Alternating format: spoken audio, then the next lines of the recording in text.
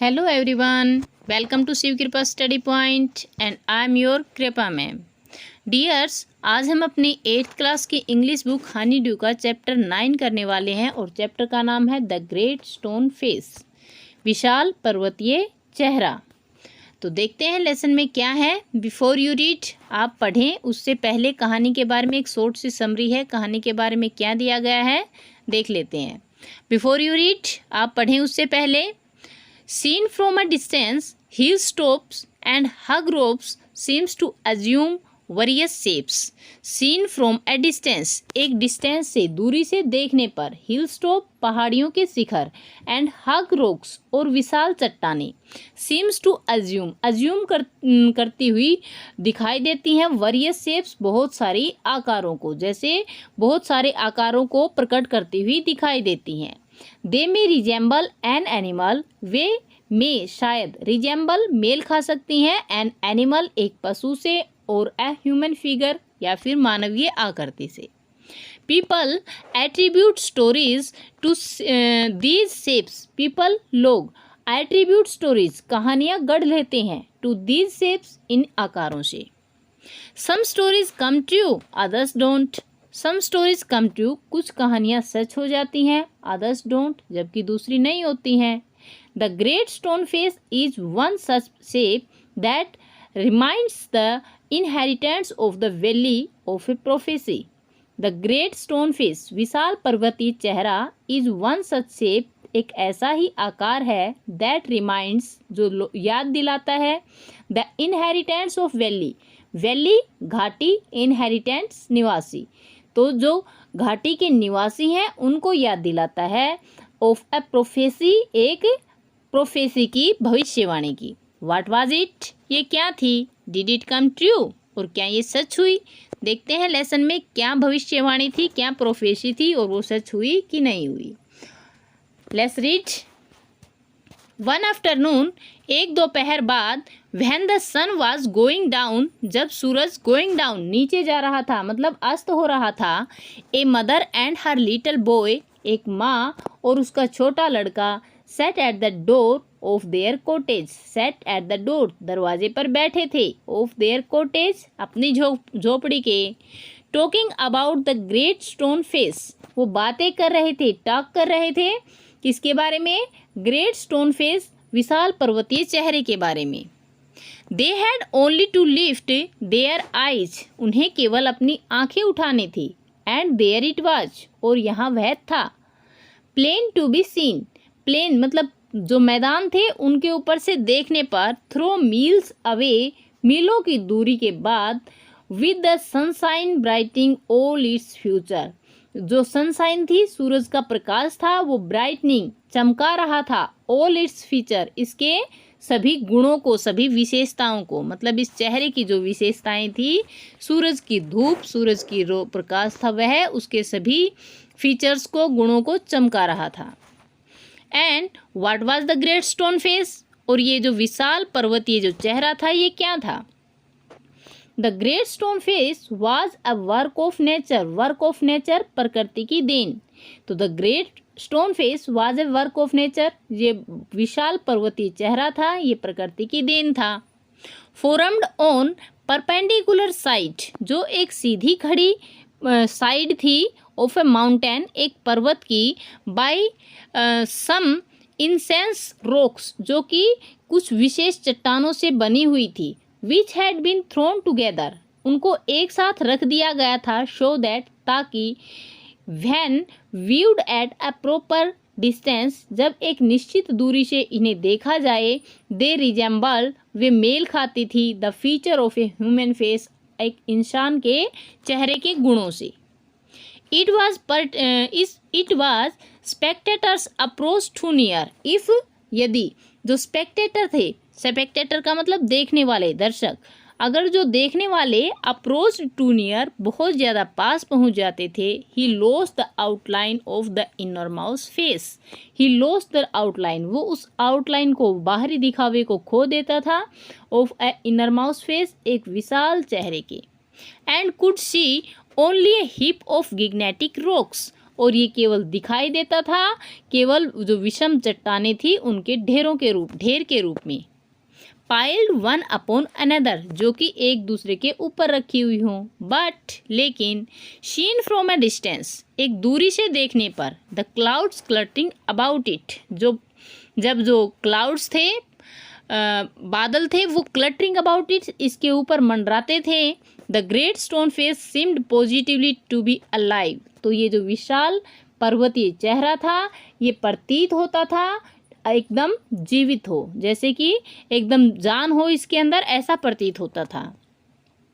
It was the belief of many people, ये belief था, विश्वास था, ऑफ मैनी पीपल, बहुत सारे लोगों का, दैट कि the valley own much of its fertility, जो वैली है, घाटी है, उसकी फर्टिलिटी, उपजाऊपन का जो कारण है वो क्या था, द बिगिन्स फेस, बेसाइन फेस का मतलब होता है एकदम जो सौम्य चेहरा है, वो इसका कारण था। That was continually beaming over it, beaming over का मतलब होता है मुस्कुराना, तो कंटिन्यूली लगातार, तो जो बहुत सारे लोग थे उनका विश्वास था कि जो घाटी का उपजाऊपन है ये इसी सौम्य चेहरे के कारण है, जो कंटिन्यूली लगातार बीमिंग ओवर इट, इसके ऊपर मुस्कुरा रहा है। A mother and her little boy, as we said earlier, एक माँ और उसका लड़का, छोटा लड़का, एज वी सेड अर्लियर, जैसा कि हमने पहले कहा, set at the door of their cottage, अपनी कॉटेज के, अपनी झोपड़ी के दरवाजे पर बैठे थे। Gazing at the great stone face, इस ग्रेट स्टोन फेस को, विशाल पर्वतीय चेहरे को गैजिंग, निहार रहे थे। एंड टॉकिंग अबाउट इट, और उसके बारे में बात कर रहे थे। The child's name was Ernest, और चाइल्ड जो बच्चा था उसका नाम था अर्नेस्ट। मदर, ही सेड, वह बोला, मदर, माँ, while the great stone face smile on him, जब ये जो विशाल पर्वतीय चेहरा है ये स्माइल ऑन हिम, उसके ऊपर मुस्कुरा रहा था। आई विश, मैं चाहता हूँ, दैट कि इट कुड स्पीक, ये बोल सके, for its looks so very kindly, that its voice must needed to be pleasant, for, क्योंकि its look so kindly, इसका जो लुक है वो, इसका जो दिखावा है वो बहुत काइंडली है, बहुत दयालु है। that its voice, तब इसकी वॉइस, आवाज़, मस्ट, अवश्य ही, इंडीड, वास्तव में, बी प्लीजेंट, खुश होनी चाहिए, मतलब इसकी आवाज़ है वो बहुत मधुर, मीठी होनी चाहिए। If I ever see a man with such a face, if, यदि, I ever see a man, मैं कभी एक आदमी को देखूंगा, विद सच अ फेस, एक ऐसे ही चेहरे के साथ, I should love him very much, तो मैं उसे बहुत ज़्यादा प्यार करूँगा। And if an old prophecy should come to pass, answered his mother, उसकी माँ ने जवाब दिया, इफ़, यदि, एन ओल्ड प्रोफेसी, एक पुरानी भविष्यवाणी, शुड कम टू पास, वो सच हो जाए। We may see a man some time, हम ऐसे ही किसी आदमी को कभी देखेंगे, with exactly such a face as that, उसका जो फेस है, चेहरा है, वो बिल्कुल ऐसा ही होगा। What prophecy do you mean, आपके कहने का मतलब कौन सी भविष्यवाणी, डियर मदर, प्यारी माँ।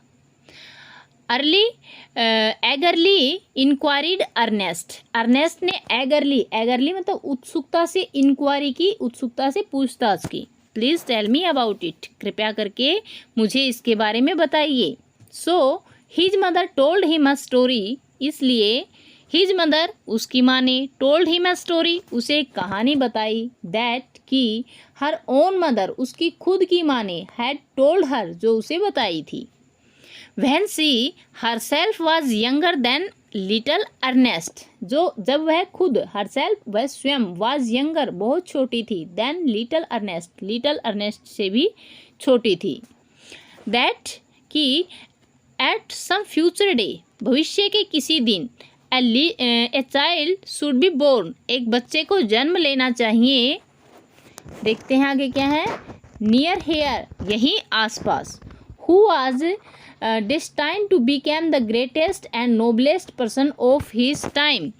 हु वाज डिस्टेंस मतलब जिसके भाग्य में ही लिखा गया है ग्रेटेस्ट होना, बहुत महान बनना, एंड नोबलेस्ट पर्सन और बहुत दयालु इंसान बनना ऑफ हिज टाइम अपने समय का, एंड हुज फेस और उसका चेहरा इन मैनहुड जब वह बड़ा हो जाएगा, मैन बन जाएगा, तब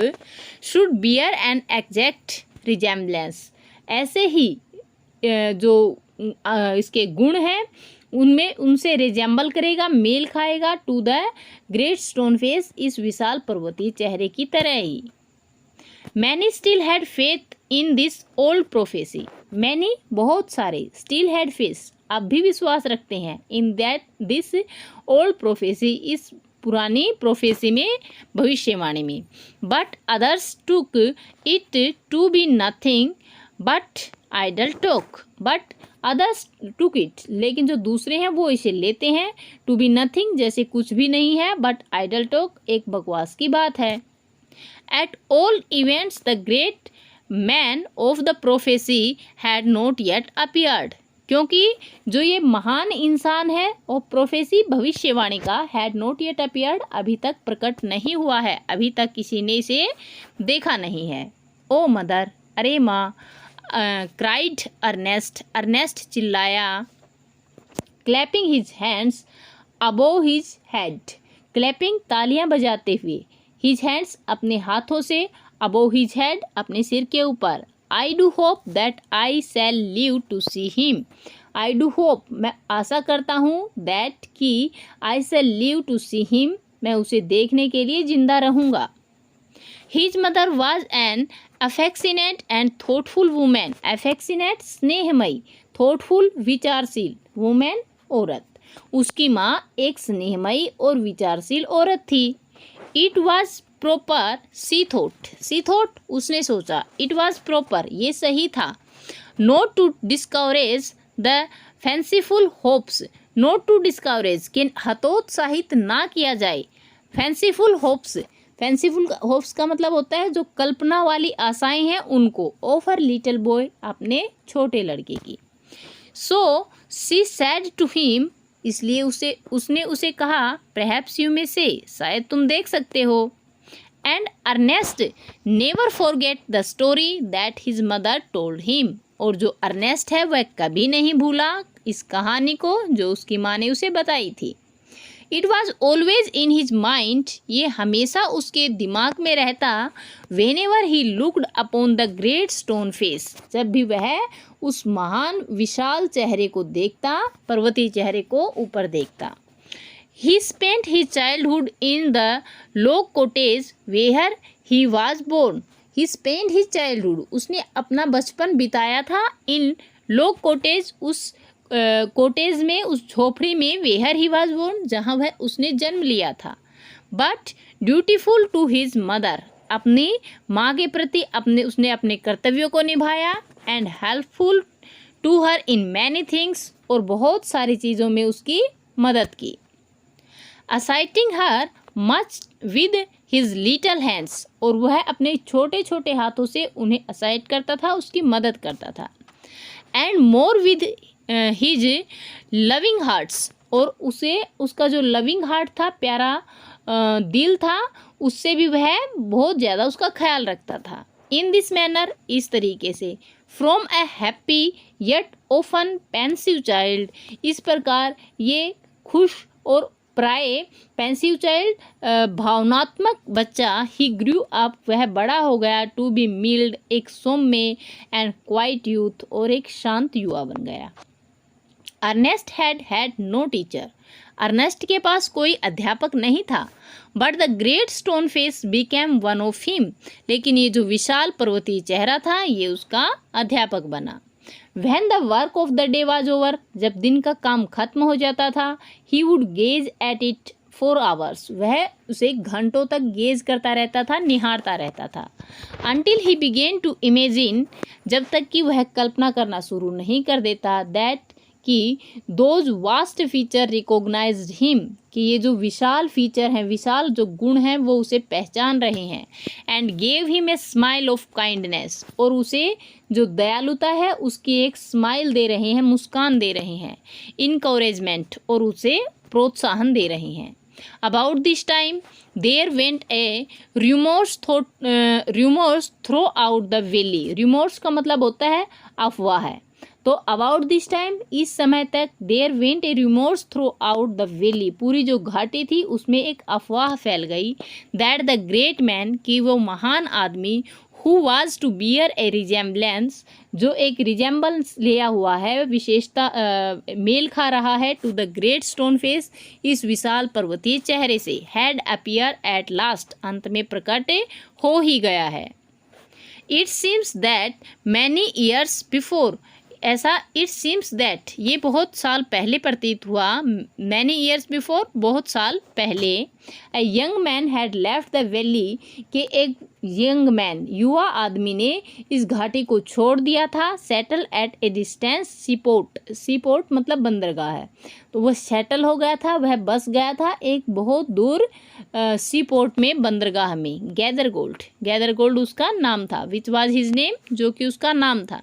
had set up as a shopkeeper, वह एक दुकानदार के रूप में वहाँ रहता था, and being sharp in business matters, और बिजनेस मैटर में, बिजनेस में, व्यापार में शार्प होने के कारण, तेज होने के कारण, had become so very rich, इतना ज़्यादा धनवान हो गया, that it would have taken him 200 years only to count his wealth, इतना धनवान हो गया कि he would taken he 100 year, उसे सालों लग जाएं, only to count his wealth, अपने धन को गिनने में, उसके पास इतना धन था कि उसको गिनने में उसे सालों लग जाते। In time he thought of his native valley, इस समय ही थॉट, उसने सोची, हिज नेटिव वैली, अपनी जो पैतृक घाटी थी उसके बारे में, and decided to go back there, और वहाँ वापस जाने का उसने निश्चय किया। एंड हिज डेज, और अपने जो अंतिम दिन थे उनके बारे में, वेयर ही हैड बोर्न, जहाँ उसने बोर्न किया था, जन्म लिया था, मतलब अपने अंतिम दिन उसने वहीं बिताने चाहे जहाँ उसने जन्म लिया था। Ernest had been deeply stirred, जो अर्नेस्ट था वो डीपली स्टीयर्ड, अंदर तक हिला हुआ था, गहरा हिला हुआ था, बाय दिस आइडिया, इस विचार से, दैट कि द ग्रेट मैन, महान आदमी, द नोबल मैन, भद्र पुरुष,